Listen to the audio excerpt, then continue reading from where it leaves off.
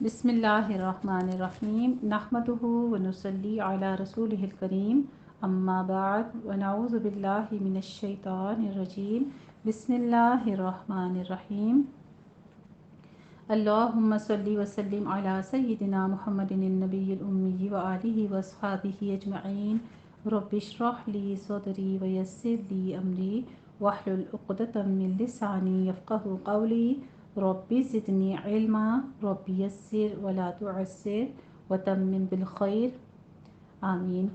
अल्हम्दुलिल्लाह जी, हम पढ़ रहे हैं तजवीद व तफ़हीम के साथ कुरान मजीद और आज हम करने लगे हैं सूरतुर रहमान 27वां पारा और उसमें हम पढ़ने लगे हैं सूरतुर रहमान। सूरतुर रहमान इस सूरत के नाम का इसके मौजू के साथ भी बहुत ही गहरा ताल्लुक़ है। इस सूरत में शुरू से लेकर आखिर तक रहमान की रहमत के समरात का जिक्र फरमाया गया है। उलमाए तफसीर इस सूरत को मक्की करार देते हैं। एक रवायत से ये भी पता चलता है कि ये मक्का मुअज़्ज़मा के इब्तिदाई दौर की नाज़िलशुदा सूरतों में से है। हज़रत उर्वा बिन ज़ुबैर रज़ियल्लाहु ताला अन्हु की रिवायत है कि एक रोज़ सहाबा कराम रज़ियल्लाहु ताला अन्हुम ने आपस में कहा कि कुरैश ने किसी को बुलंद आवाज़ से कुरान पढ़ते नहीं सुना। हम में से कौन है जो उनको एक मरतबा कलाम पढ़कर सुना डाले। हज़रत अब्दुल्ला बिन मसऊद रज़ियल्लाहु ताला अन्हु ने कहा, मैं ये काम करता हूँ। सहाबा कराम रज़ियल्लाहु ताला अन्हु ने कहा, हमें डर है कि वो तुम पर ज़्यादती करेंगे। हमारे ख़्याल में किसी ऐसे शख्स को ये काम करना चाहिए जिसका ख़ानदान ज़बरदस्त हो, ताकि अगर कुरैश के लोग उस पर दस्तराजी करें तो उसके ख़ानदान वाले उसकी हिमायत के लिए उठ खड़े हों। हज़रत अब्दुल्ला बिन मसऊद रज़ियल्लाहु ताला अन्हु ने फरमाया कि मुझे ये काम कर लेने दो, मेरा मुहाफ़िज़ अल्लाह है। फिर वो दिन चढ़े हरम पहुँचे और पूरे ज़ोर व शोर के साथ पूरे रोज़ सारा दिन उन्होंने सूरतुर रहमान पढ़नी शुरू कर दी। कुरैश के लोग पहले तो सोचते रहे कि अब्दुल्ला क्या कह रहा है। फिर जब उन्हें पता चला कि ये वो कलाम है जिसे मोहम्मद सल्लल्लाहु अलैहि वसल्लम पेश कर रहे हैं, तो वो इन पर टूट पड़े और उनके मुंह पर थप्पड़ मारने लगे। मगर हज़रत अब्दुल्ला रज़ियल्लाहु ताला अन्हु ने परवाह न की, पढ़ते जाते थे और पिटते जाते थे। जब तक उनको होश रहा पढ़ते चले गए। आखिरकार जब वो अपना सूझा हुआ मुंह लेकर अपने साथियों के पास आए तो साथियों ने कहा, हमें इसी बात का डर था। उन्होंने जवाब दिया, आज से बढ़कर ये दुश्मन खुदा मेरे लिए कभी इतने हल्के न थे। तुम कहो तो कल फिर इन्हें कुरान सुनाऊं? सब ने कहा, बस इतना काफ़ी है। जो कुछ वो नहीं सुनना चाहते थे वो तुमने सुना दिया। हज़रत अब्दुल्ला बिन उमर रज़ियल्लाहु ताला अन्हु से रिवायत है कि एक मरतबा रसूलुल्लाह सल्लल्लाहु अलैहि वसल्लम ने सूरतुर रहमान सहाबा कराम रज़ियल्लाहु ताला अन्हुम के सामने तिलावत फरमाई। फिर आप सल्लल्लाहु अलैहि वसल्लम ने लोगों से फरमाया कि क्या वजह है कि मैं तुमसे वैसा जवाब नहीं सुन रहा हूँ जैसा जिन्होंने अपने रब को दिया था। लोगों ने अर्ज़ किया, वो क्या जवाब था? आप सल्लल्लाहु अलैहि वसल्लम ने फरमाया, जब मैं अल्लाह के इस इरशाद पर पहुंचता था कि ए जिन्नो इंस, तुम अपने रब की किन किन नेमतों को झुटलाओगे, तो वो जवाब में कहते थे, ए हमारे परवरदिगार, हम तेरी किसी नेमत को नहीं झुटलाते, हमद तेरे ही लिए है। इस सूरत में जिन्नो इंस दोनों को मुखातिब किया गया है। इसमें अल्लाह ताला ने अपनी शान और नेमतों का जिक्र कर कर के रहमान होने की हैसियत अपनी रहमत का इजहार किया है। ये कुरान भी उसकी रहमत का नतीजा है। इंसान को इल्मुल बयान से नवाजना और उसको तमाम अपने उलूम देना भी उसी की रहमत का मज़हर है। अलगर्ज़ कायनात की तमाम चीज़ें जो इंसानों और जिनों के लिए तस्ख़ीर की गई हैं उसी की रहमत से हैं। ये दोनों ज़ियुल अक़ल यानी ज़ियुल अक़ूल और अल्लाह ताला के आगे जवाबदेह हैं। आखिरत का ज़हूर और उसमें अदल व क़िस्त का कायम होना भी उसकी रहमत का नतीजा है। बस इंसानों और जिनों दोनों को चाहिए कि वो इस दुनिया में अदल और क़िस्त के साथ यानी इंसाफ से तजावुज़ न करें। अदल जो उस कायनात में अल्लाह की रहमत का बुनियादी मज़हर है, उसका तकाज़ा ये है कि दोनों मखलूक़ात صرف اور صرف اللہ تعالیٰ کی بندگی اختیار کریں۔ اس صورت میں اللہ تعالیٰ کی نعمتوں اور نشانیوں کا تذکرہ کرتے ہوئے بار بار دونوں گروہوں کو جھنجھوڑا گیا ہے کہ تم کس کس نشانی کو جھٹلاؤ گے، تم کیوں کر اپنے پروردگار کی نافرمانی اور ناشکری کے مرتکب ہو سکتے ہو، حالانکہ تم جانتے ہو کہ تم عاجز اور فانی ہو۔ صرف اللہ کی ذات غنی اور مطلق اور لافانی ہے۔ تمہیں اللہ تعالیٰ کی حضور ضرور پیش ہونا ہے اور تم سے اس نعمتوں کے بارے میں پوچھا جانا ہے۔ نافرمانوں کو سزا مل کر رہے گی اور فرما برداروں اور شکر گزاروں کو انعامات سے نوازا جائے گا۔ سورہ رحمان میں بارہا بار اللہ تعالیٰ نے اپنی نعمتوں کا ذکر کیا ہے۔ یہ وہ صورت ہے جس کے بارے میں مدنی ہونے کے لیے بھی کہا گیا ہے اور مکی بھی۔ اس کے 3 رکوع ہیں اور 78 آیات ہیں، 78 آیات ہیں۔ آیت نمبر 1 سے لے کر 4 میں اللہ تعالیٰ اپنے بندوں پر بڑا مہربان ہے یہ بیان فرمایا گیا، اور اس نے ان کو پیدا کیا، بولنا سکھایا، اختیار دیا، ہدایت کا انتظام کیا، اندھیروں میں بھٹکنے کے لیے نہیں چھوڑ دیا، اور رسول اور کتاب دی۔ خالق نے ہدایت کا انتظام کرنے کے بعد اپنے بندوں کو حق ادا کر دیا۔ خالق کی یہ ذمہ داری ہے کہ وہ اپنی مخلوق کی رہنمائی کرے۔ اس نے کتاب نازل کر کے اس کو زندگی گزارنے کا طریقہ بتایا، کمال مہربانی سے یہ واضح کر دیا کہ کون سا راستہ جنت کو جاتا ہے اور کون سا جہنم کو۔ آیت نمبر 7 سے 9 میں بیان فرماتے ہیں، ان 3 آیتوں میں یہ بتایا گیا ہے کہ اللہ تعالی مہربان نے جو قرآن دیا ہے وہ تمہیں عدل کی تعلیم دے رہا ہے۔ خدائے رحمان کی کائنات کا انتظام عدل پر چل رہا ہے، اس لیے تمہیں بھی عدل پر قائم ہونا چاہیے۔ اپنی تمام زندگی میں عدل قائم کرو۔ جن حقداروں کے حقوق تمہارے ذمے ہیں، اگر ان کے حق مارو گے تو کائنات کے انتظام میں خلل پیدا کرو گے۔ یہاں ظلم اور بے انصافی کی ذرا برابر گنجائش نہیں ہے، اور عدل کا سب سے بڑا اور پہلا تقاضا یہ ہے کہ تم صرف خدائے رحمان کی بندگی اختیار کرو۔ وَالْأَرْضَ وَضَعَهَا لِلْأَنَامِ، آیت نمبر 1 سے لے کر آیت نمبر 10 سے لے کر 25 میں بیان کیا گیا ہے کہ 10 سے لے کر 25 تک اللہ تعالیٰ کی نعمتوں اور احسانات کا ذکر ہے جو اس نے اپنی مخلوقات پر کیے ہیں، اور انسان ان سے فائدہ اٹھا رہا ہے۔ خالق نے اپنی مخلوق کا حق ادا کیا، اس نے اس کو زندگی گزارنے کا ساز و سامان دیا، اس کو زندگی بسر کرنے کا طریقہ بتایا۔ مخلوق کو بھی اپنے خالق کا حق ادا کرنا چاہیے، اس کی بندگی اور اطاعت کرنی چاہیے، بلا شرکت غیر اور صرف اسی کی عبادت کرنی چاہیے۔ آیت نمبر 13 میں اللہ تعالیٰ کی بے شمار نعمتیں، احسانات، قدرتیں اور اس کی قدرت کے کرشمے، بے حد و حساب انعامات جن کو انسان شمار نہیں کر سکتا، تو کن کن نعمتوں کے بارے میں ذکر نہیں کیا گیا؟ اللہ تعالیٰ نے کھول کھول کے اپنی تمام نعمتوں کا ذکر فرما دیا اور پھر پوچھا تو کن کن نعمتوں کو جھٹلاؤ گے؟ جھٹلانے کی کئی صورتیں ہیں۔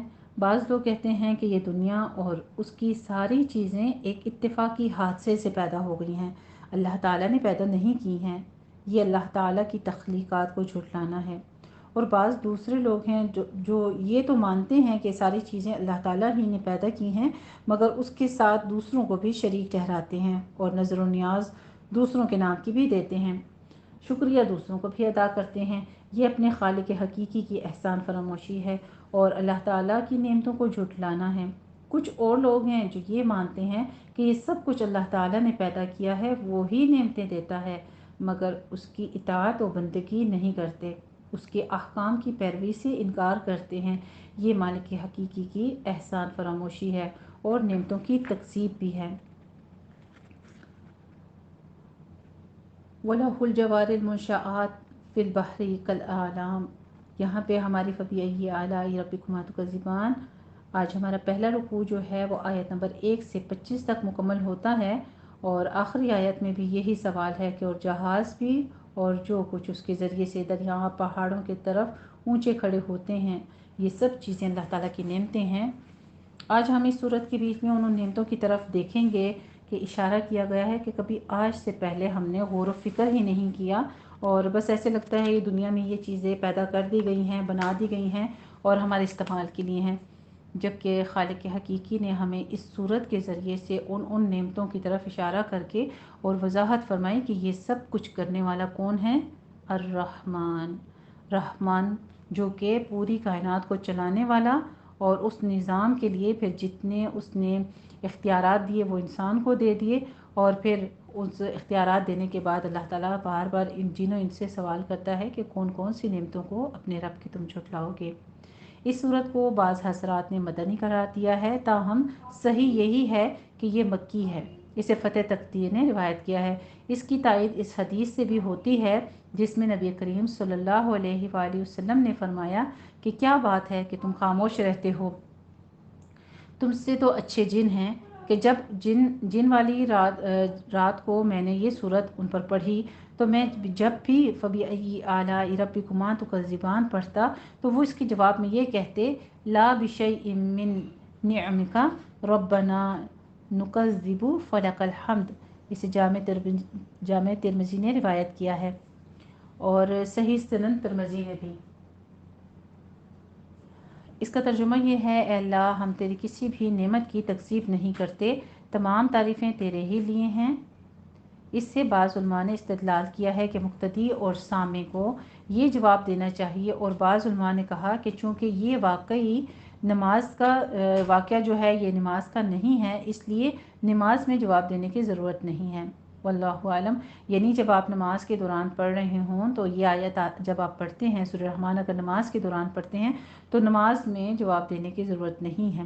کہتے ہیں کہ یہ اہل مکہ کے جواب میں ہے جو کہتے تھے کہ یہ قرآن محمد صلی اللہ علیہ وآلہ وسلم کو کوئی انسان سکھاتا ہے۔ بعض کہتے ہیں کہ ان کے اس قول کے جواب میں ہے کہ رحمان کیا ہے، قرآن سکھانے کا مطلب کیا ہے، اسے آسان کر دیا اللہ تعالیٰ نے۔ قرآن سکھانے کا مطلب یہ ہے کہ اسے آسان کر دیا اللہ تعالیٰ نے، اپنے پیغمبر کو سکھایا اور پیغمبر نے امت کو سکھایا۔ اس صورت میں اللہ تعالیٰ نے اپنی بہت سی نعمتیں گنوائی ہیں۔ چونکہ تعلیم قرآنی ان میں قدر و منزلت اور اہمیت و افادیت کے لحاظ سے سب سے نمایاں ہے، اس لیے پہلے اسی نعمت کا ذکر فرمایا ہے۔ اسے فتح تقدیر نے روایت کیا ہے، یعنی آگے جہاں پہ ذکر آ رہا ہے، یعنی یہ بندر وغیرہ جانوروں نے ترقی کرتے کرتے انسان نہیں بن گئے ہیں، بلکہ جیسا کہ ڈارون کا فلسفہ ارتقاء ہے، بلکہ انسان کو اسی شکل و صورت میں اللہ تعالیٰ نے پیدا فرمایا جو جانوروں سے الگ ایک مستقل مخلوق ہے۔ انسان کا لفظ بطور جنس کے ہے۔ اس بیان سے مراد ہر شخص جو کہ جتنے بھی اللہ تعالیٰ نے مخلوق بنائی ہے، ہر شخص کی اپنی مادری بولی ہے جو بغیر سیکھے از خود ہر شخص بول دیتا ہے اور اس میں اپنی ماضی ضمیر کا اظہار کر لیتا ہے، حتیٰ کہ وہ چھوٹا بچہ بھی بولتا ہے جس کو کسی بات کا علم و شعور نہیں ہوتا۔ یہ اس تعلیم الہی کا نتیجہ ہے جس کا ذکر اس آیت میں ہے، یعنی اللہ تعالیٰ کے ٹھہرائے ہوئے حساب سے اپنی اپنی منزلوں پر رواں دواں رہتے ہیں، ان سے تجاوز نہیں کرتے۔ جیسے دوسرے مقام میں فرمایا ان اللہ یسجد لہ من فی السماوات ومن فی الارض والشمس والقمر والنجوم والجبال والشجر والدواب، سورہ حج میں، کہ سورج، چاند، ستارے، پہاڑ، درخت، چوپائے اور جو کچھ زمین و آسمان میں ہے سب اللہ کو سجدہ کرتے ہیں۔ یعنی زمین میں انصاف رکھا جس کا اس نے لوگوں کو حکم دیا، جیسے فرمایا لقد ارسلنا رسلنا بالبینات وانزلنا معهم الکتاب والمیزان لیقوم الناس بالقسط۔ سورہ حدید میں بھی فرمایا یقیناً ہم نے اپنے پیغمبروں کو کھلی دلیلیں، کتاب اور میزان یعنی ترازو دے کر بھیجا تاکہ لوگ عدل پر قائم رہیں، یعنی انصاف سے تجاوز نہ کریں۔ الاکمام کمن کی جمع ہے، وعاء التمر کھجور پر چڑھا ہوا غلاف ہوتا ہے۔ الحب سے مراد ہر وہ خوراک ہے جو انسان اور جانور کھاتے ہیں، خشک ہو کر اس کا پودا بھس بن جاتا ہے جو جانوروں کے کام آتا ہے۔ یہ انسانوں اور جنوں دونوں سے خطاب ہے۔ اللہ تعالیٰ اپنی نعمتیں گنوا کر ان سے پوچھ رہا ہے، یہ تکرار اس شخص کی طرح ہے جو کسی پر مسلسل احسان کرے لیکن وہ اس کے احسان کا منکر ہو، جیسے کہے کہ میں نے تیرا فلاں کام کیا، کیا تو نے انکار کر دیا، یا تو انکار کرتا ہے، فلاں چیز تجھے دی، کیا تجھے یاد نہیں، تجھ پر فلاں احسان کیا، کیا تجھے ہمارا ذرا خیال نہیں۔ تو اس طرح اللہ تعالیٰ نے اس سینس میں پوری صورت میں بارہا بار اس بات کا تکرار ہوا ہے۔ اسے فتح تقدیر نے روایت کیا ہے کہ اس طرح سے کہاوت جو ہے کہ کیا تم میرا انکار کرتے ہو، اس سینس میں اللہ تعالیٰ نے سوال کیا بار بار کہ کون کون سی نعمت کو تم جھٹلاؤ گے اے جن و انس۔ سلسالن خشک مٹی جس میں آواز ہو، فخارن آگ میں پکی ہوئی مٹی جیسے ٹھیکرے۔ تو اس طرح سے انسان کے لیے اور مٹی کے لیے جس چیز سے انسان کی تخلیق ہوئی، بہت ساری جگہوں پہ یعنی کافی جگہوں پہ مختلف الفاظ کا استعمال ہوا ہے۔ یہاں پر اس صورت میں سلسال اور فخار کا استعمال ہوا ہے۔ اس انسان سے مراد حضرت آدم علیہ السلام ہیں جن کا پہلے مٹی سے پتلا بنایا گیا اور پھر اس میں اللہ تعالیٰ نے روح پھونکی۔ پھر حضرت آدم علیہ السلام کی بائیں پسلی سے حوا علیہ السلام کو پیدا فرمایا اور پھر ان سے نسل انسانی چل پڑی۔ اس سے مراد سب سے پہلے جن ہیں جو ابوالجن ہیں، یعنی جن بطور جنس کے ہے، جیسا کہ ترجمہ جنس کے اعتبار سے ہی کیا گیا ہے۔ مارجن آگ سے بلند ہونے والے شعلے کو کہتے ہیں، یعنی تمہاری یہ پیدائش بھی اور پھر تم سے مزید نسلوں کی تخلیق و افزائش یہ اللہ تعالیٰ کی نعمتوں میں سے ہے۔ کیا تم اس نعمت کا انکار کرو گے؟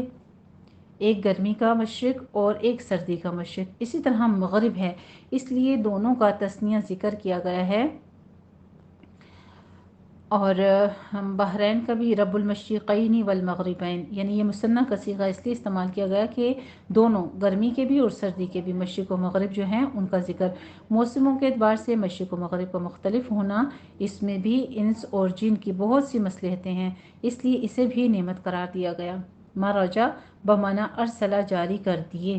اس کی تفصیل سورہ فرقان آیت نمبر 25 سے 53 میں گزر چکا ہے، جس کا خلاصہ یہ ہے کہ دو دریاؤں سے مراد بعض کے نزدیک ان کے الگ الگ وجود ہیں، جیسے میٹھے پانی کے دریا ہیں جن سے کھیتیاں سیراب ہوتی ہیں اور انسان ان کا پانی اپنے دیگر ضروریات سے بھی استعمال کرتا ہے۔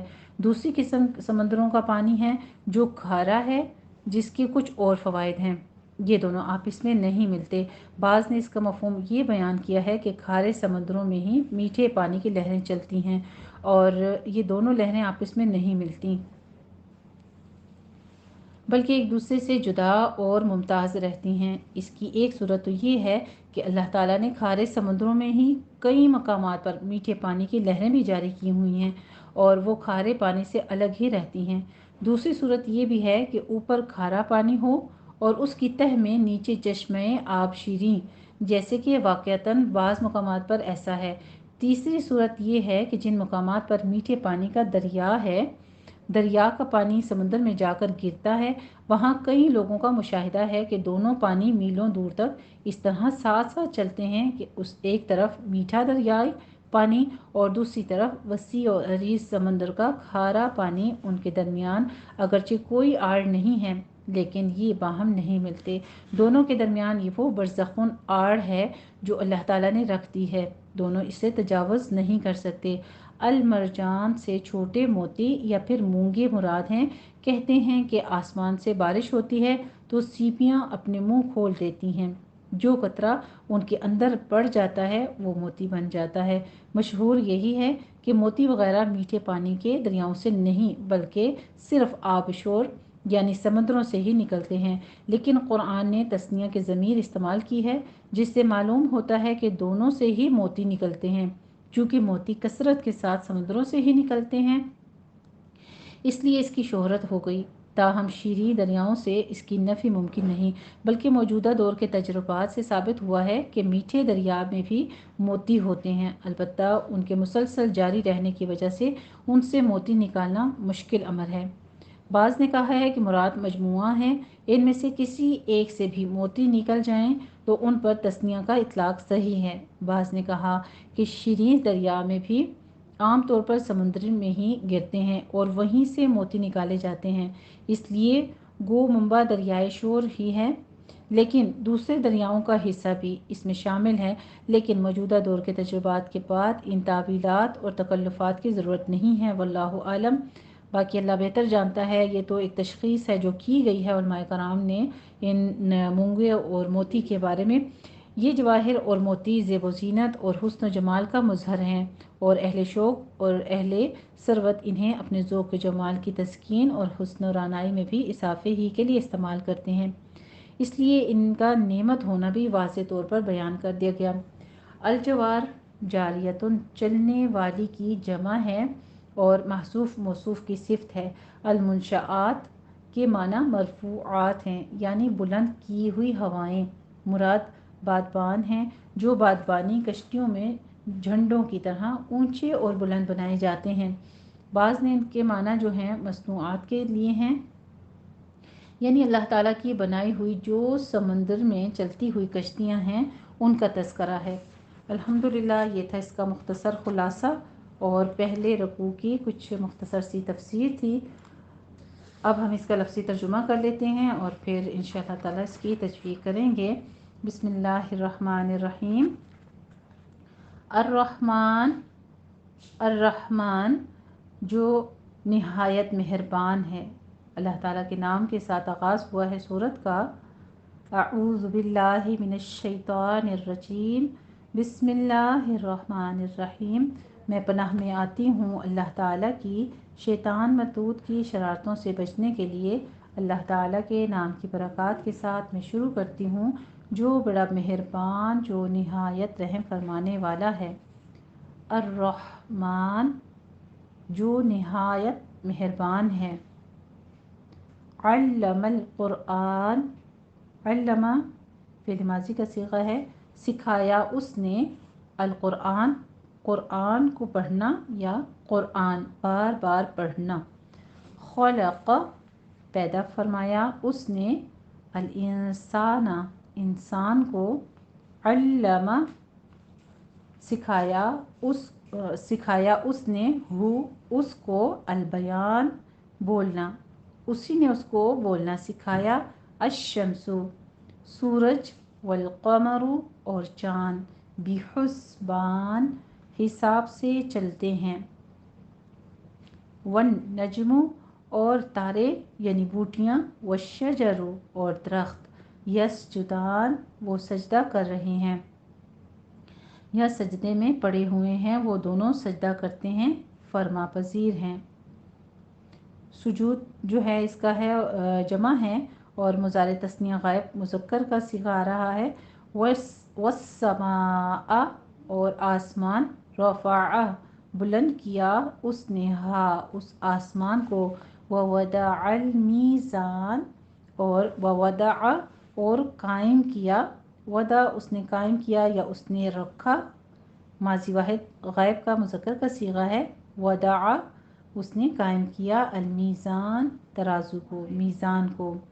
اللہ یہ ان اور لا ہے، ان یہ کہ، لا نہیں، نہ، تطغوا تم تجاوز کرو، تم سرکشی کرو، فی المیزان ترازو میں، یا تم حد سے بڑھو میزان میں تولنے میں، اور اقیموا تم قائم کرو، فعل امر کا صیغہ ہے جمع کا مذکر کا، اقیموا تم قائم کرو، الوزن تولنا، وزن کا یا وزن اٹھانے کا یا تولنے کا، بالقسط انصاف کے ساتھ، ولا اور نہ، تخسروا تم گھٹاؤ، تم اخسار کرو، نہیں جمع مذکر حاضر کا صیغہ ہے کہ لا تخسروا، آخر سے دیکھیے نون ڈراپ ہو گیا، لائے نہیں داخل ہوا اس پر، لا تخسروا نہ تم کرو کم کرو، المیزان میزان کو، تول کو، والارض اور زمین،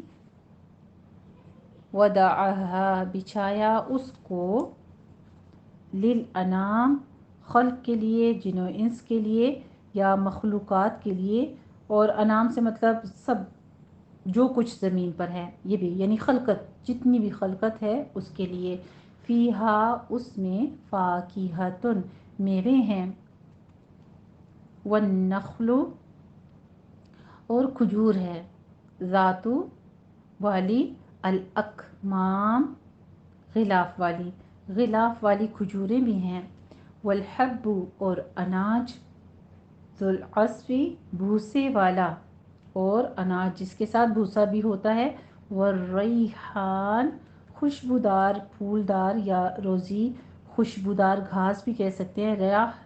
ریاحین جو ہے وہ اس کی جمع ہے. الریحان خوشبودار پھل یا پھول. فبأئی تو کون سی آلائی نعمتوں کا ربکما اپنے رب کی تکذبان تم جھٹلاؤ گے. کون سی نعمتوں کو اپنے رب کی تم جھٹلاؤ گے. مضارع تثنیہ حاضر کا مذکر کا صیغہ ہے تکذبان. خلق پیدا کیا اس نے فعل ماضی واحد مذکر غائب کا صیغہ ہے. الانسان انسان کو. من سے. صلصال کھنکھناتی مٹی سے. کالفخاری کا گویا جیسے. الفخار ٹھیکرے جیسی کھنکھناتی مٹی سے یا پکا ٹھیکرا جو ہوتا ہے اس کا. فخارتن اس کا واحد ہے. فخار جمع ہے. وخلق اور پیدا کیا اس نے الجان جنات کو. جن سے ہے جان یعنی جمع ہے اس کی. من مارجن شعلے سے. من نارن اور آگ سے. فبأئی تو کون سی آلائی نعمتوں کو ربکما اپنے رب کی تکذبان تم جھٹلاؤ گے. رب ہے المشرقین دونوں مشرقوں کا. مثنی کا لفظ استعمال ہوا ہے المشرقین دونوں مشرقوں کا. ورب اور رب ہے المغربین دونوں مغربوں کا. فبأئی پھر کون سی آلائی نعمتوں کو ربکما اپنے رب کی تکذبان تم جھٹلاؤ گے. مرجا اسی نے جاری کیا. البحرین دو دریا کو. یلتقیان آپس میں چلتے ہیں. یلتقیان وہ دونوں ملے ہوئے ہیں جڑے رہتے ہیں. التقاء ان سے ہے مضارع تثنیہ مذکر غائب کا صیغہ. بینہما ان دونوں کے درمیان. برزخن ایک آڑ ہے. لا یبغیان نہیں ایک دوسرے سے وہ تجاوز کرتے یعنی وہ دونوں اپنی حدود سے آگے نہیں بڑھ سکتے. بغا ینبغی سے ہے بغیون مادہ ہے اس کا. مضارع تثنیہ غائب مذکر کا صیغہ ہے. فبأئی پھر کون سی آلائی نعمتوں کا ربکما اپنے رب کی تکذبان تم جھٹلاؤ گے یا انکار کرو گے. یخرجو وہ نکلتے ہیں. منہما ان دونوں سے. لؤلؤ موتی. والمرجان اور مونگے. چھوٹے سے جو موتی ہوتے ہیں اس کو چھوٹے مونگے جو ہوتے ہیں. مرجانتن واحد ہے اس کی اور مرجان چھوٹے مونگے. فبأئی پھر کون سی آلائی نعمتوں کا ربکما اپنے رب کی تکذبان تم جھٹلاؤ گے یا تم انکار کرو گے. وَلَهُ اور اسی کے لیے الجواری جہاز ہے. المنشآت چلنے والا. فی البحر دریا میں. کالاعلام پہاڑوں کی طرح. اعلام جمع ہے. کالاعلام پہاڑوں کی طرح. فبأئی پس کون سی آلائی نعمتوں کو ربکما اپنے رب کی تکذبان تم جھٹلاؤ گے. تو ہم اس کا جواب پھر کیا دیتے ہیں. جب یہ آیت آتی تھی تو آپ صلی اللہ علیہ وسلم نے یہی فرمایا کہ جنات جو ہیں وہ تک جواب دیتے تھے تو پھر انسانوں کو بھی چاہیے نا کہ یہاں پہ جواب دیں. لا بشیء من نعمک ربنا نکذب فلک الحمد کہ اللہ تیرے ہی لیے ہے ہم نے تیری کسی بھی نعمت کی تکذیب نہیں کی ہے نہ ہم کرتے ہیں تمام تعریفیں تیرے لیے ہیں. الحمدللہ رب العالمین. یہ تھا ہمارا لفظی ترجمہ. اب ہم اعوذ باللہ من الشیطان الرجیم بسم اللہ الرحمن الرحیم. الرحمن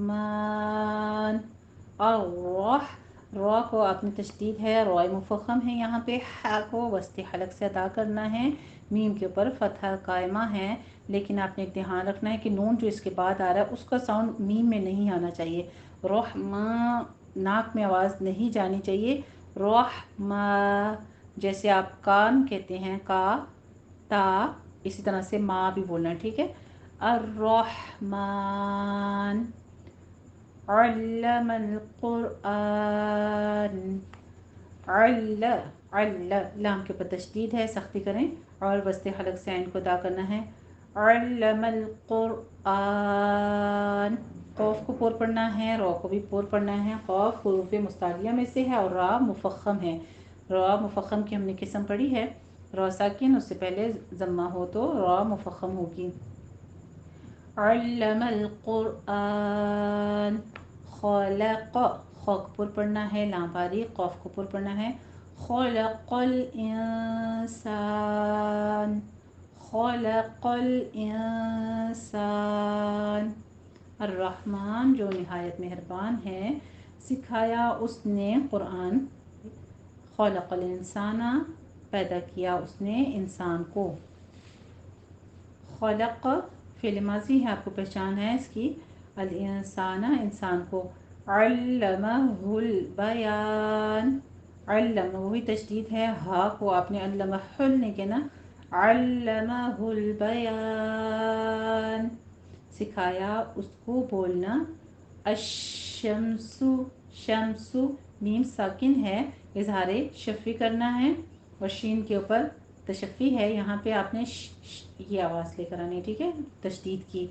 वल नहीं कहना। वल क़मरु, क़ाफ भी पुर है, रॉ भी पुर है, रॉ मज़मूमा है। बी हुस्बान, बा के नीचे कसरा है, बारीक आवाज़ रखिएगा। हुस्बान, अश्शम्सु वल क़मरु बिहुस्बान, सूरज और चाँद हिसाब से चल रहे हैं। वन्नज्मु, नून तशदीद वाला है, गुन्ने वाजिबा करेंगे, जीम पे कलकला करना है, मीम के ऊपर दोनों होंठ गोल कीजिए। वन्नज्मु वश्शजरु, शीन और जीम का मखरज एक ही है, लेकिन शीन जो है वो फैली हुई आवाज़ आएगी, ठीक है, और जीम ऊपर पूरा तालु के साथ। रॉ मुफ़ख़म है हमारी, पोर पढ़ेंगे। यस जुदान, सी में सीटी की आवाज़ आएगी, जीम के ऊपर जमा है, होंठ गोल कीजिए। वन्नज्मु वश्शजरु यस्जुदान, वन्नज्मु वश्शजरु यस्जुदान, और तारे यानी बूटियाँ और दरख्त सजदा कर रहे हैं। वस्समाअ, ये अलग से साउंड देना आपने, हमज़ा। समा में मद्दे मुत्तसिल वाजिब, मद्दे मुत्तसिल वाजिब 5 काउंट करना है। रॉ अपुर पढ़नी है। रफ़अहा, हा सीने की जानिब से निकलेगा मोटी आवाज़ के साथ, अक्से हमारे सीने की जानिब से निकलेगी मोटी आवाज़ के साथ। रफ़अहा, वस्समाअ रफ़अहा ववदअल मीज़ान, हमज़ा हा, अक्से हलक से हमज़ा की आवाज़ निकलेगी अलग से। वदा, दोनों होंठ खोल कीजिए। दौत को पुर पढ़ना है, सीटी की आवाज़ बिल्कुल नहीं लानी। अल, लाम को साकिन करना है। मीज़ान, या मद्दा और ज़ाय के ऊपर आपने सीटी की आवाज़ लेकर आनी है। वस्समाअ रफ़अहा ववदअल मीज़ान, और आसमान उसी ने बुलंद किया उसको और कायम की तराजू। अल्लाह, यहाँ पे आपने बिल्कुल ला, आगे अलिफ मद्दा है। अल्लाह ता बारीक, ता पुर, ता के ऊपर कलकला भी करेंगे, गैन भी पुर पढ़ेंगे और आगे वाउलीन अदा करेंगे, दोनों होंठों को ना तमाम गोल करते हुए। अल्लाह ततगौ, गैन भी पुर है, ता भी पुर है, लेकिन ता को आपने बारीक रखना है, ता मुंह भर के नहीं, बारीक रखना है। ततगौ फिल मीज़ान, अल्ला ततगौ फिल मीज़ान, कि ना तुम तजावुज़ करो तराजू में या मीज़ान में। व अक़ीमुल वज़्न, अलग से साउंड आएगा, वही कीमुल नहीं करेंगे। व अक़ी, क़ाफ या से क़ाफ को पुर पढ़ते हुए या मत अदा कीजिए। व अक़ीमुल वज़्न बिल क़िस्त वला तुख़्सिरुल मीज़ान, क़िस्त में क़ाफ को पुर पढ़ना है, लेकिन सौद नहीं बनाना, सीन को बारीक ही रखना है, ठीक है। क़िस्त, क़िस्त नहीं कहना, क़िस्त, क़िस्ती, ता को पुर पढ़ना है। ध्यान रखिएगा, बीच में इसको अंडरलाइन कीजिए अपने पास। سین درمیان میں صاد نہیں بننے چاہیے، سین کو باریک ہی رکھنا ہے، قاف کو پر پڑھنا ہے، طا کو پر پڑھنا ہے، اور آگے ولا تخ میں خو کو پر پڑھنا ہے، پھر رول میزان میں روا کو پر پڑھنا ہے۔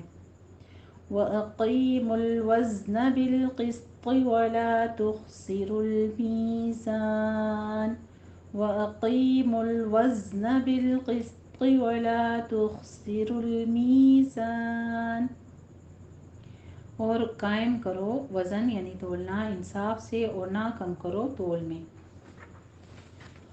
والارض رائے مفخم ہے، را ساکنہ ما قبل فتحہ ہے، را کو پر پڑھیں گے، ضاد کو حروف مستعلیہ میں سے ہے، پر پڑھیں گے۔ وضع یہاں پہ بھی ضاد پر ہے، عین کو وسط حلق سے، وضعها الف مد ادا کیجیے، للانام لیلو نہیں کہنا، لام پہ حرکت نہیں ڈالنی۔ والارض را کو پر پڑھنا ہے لیکن را پہ قلقلہ نہیں کرنا، والارض ایسے نہیں پڑھنا، والارض وضعها للانام والارض وضعها للانام، اور اسی نے خلقت کے لیے زمین بچھائی، فیہا فاکہۃ والنخل، فاکہۃ میں ادغام مع الغنہ ہے، 2 کاؤنٹ کرنے ہیں، والنخل میں بھی 2 کاؤنٹ کرنے ہیں، غنہ واجبہ، خا کو پر پڑھنا ہے۔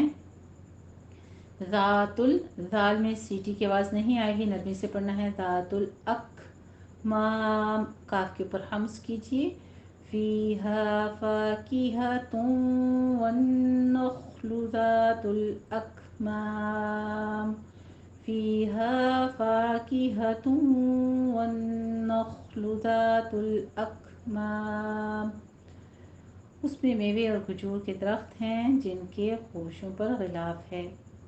والحب لام ساکن رکھنا ہے، ہا وسط حلق سے نکالتے ہوئے با پہ تشدید ہے، سختی کیجیے اور دونوں ہونٹوں کو گول کر لیں۔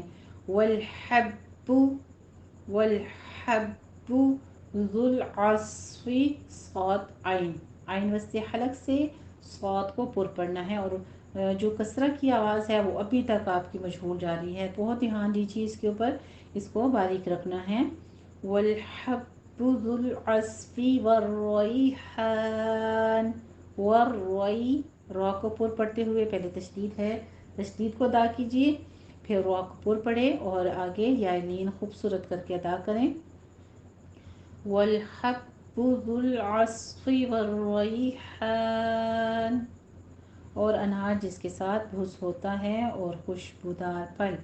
فبأي یا کے نیچے کسرہ ہے، یا پر تشدید بھی ہے، تو نرمی والے حروف میں سے ہے، اس لیے اسے پہلے تشدید اور پھر باریک کر کے پڑھیے، اشی نہیں کہنا ہے، جیم شین یا تینوں کا مخرج تو ایک ہے لیکن جیم بالکل تعلق کے ساتھ اور ٹچ ہوتا ہے، اس سے نیچے آ کے شین ادا ہوتا ہے، پھر بالکل نیچے آ کے نرمی سے یا، تو یا مشدد ہے لیکن اس کو نرمی رکھنی ہے، ٹھیک ہے۔ فَبِأَيِّ آلاء ربكما تكذبان، آلاء میں مد ہمارے متصل واجب ہے، اس کو 5 کاؤنٹ کرنا ہے۔ فَبِأَيِّ آلاء ربكما تكذبان، تکذے نہیں کہنا، یاد سے تکذی ہے، زی خلق الانسان کہ اپنے رب کی کون کون سی نعمتوں کو پھر تم جھٹلاؤ گے۔ خلق قاف اور خا کو پر پڑھنا ہے، الانسان میں اخفا حقیقی ہے، من صلصال میں بھی نون کے اوپر اخفا کرنا ہے، صل صا دونوں جگہ صاد پر ہے، کل فخار میں بھی ہمارا اخفا حقیقی ہو رہا ہے، اور فخار میں خا کو پر پڑھنا ہے، خا کے پر تشدید بھی ہے، سختی سے دار، ٹھیک ہے، فخار نہیں کہنا، فخار۔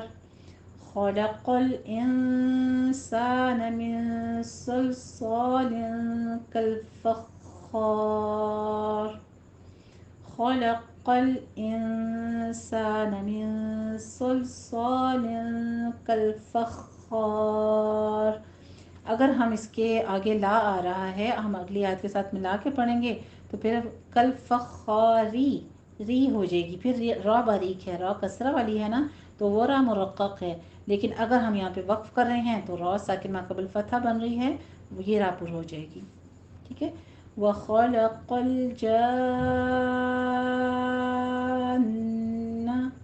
پچھلی آیت کا ترجمہ دیکھ لیجئے، اسی نے انسان کو ٹھیکرے کی طرح کھٹکھٹاتی مٹی سے پیدا کیا، اور وَخَلَقَ الْجَانَّ میں جو مد ہے یہ ہماری مد متصل نہیں ہے، ٹھیک ہے، مد لازم ہے، مثقل ہے، کلمی ہے، مد لازم کلمی مثقل ہے، یعنی جب حروف مدہ، اور حروف مدہ میں تینوں نہیں، صرف الف مدہ اور واو مدہ کے بعد یہ مد آئی ہوئی ہے، تشدید ہو، الف مدہ اور واو مدہ کے بعد مشدد حرف ہو، تو وہاں پہ ہماری یہ مد ہوگی، اس کو 6 کاؤنٹ کرنا ہے آپ نے، کیونکہ یہ مد جو ہے ہماری یہ لازم ہے اور کلمی مثقل ہے۔